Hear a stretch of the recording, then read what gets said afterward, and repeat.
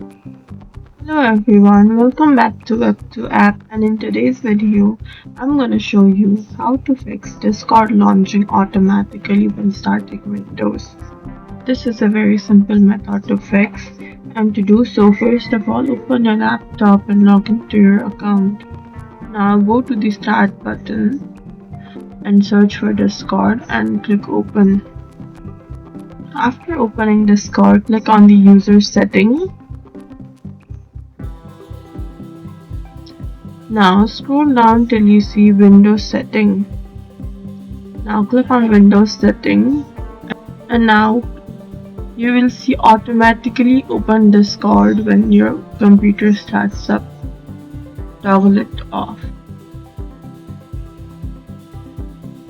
And that's it. Discord will no longer open automatically.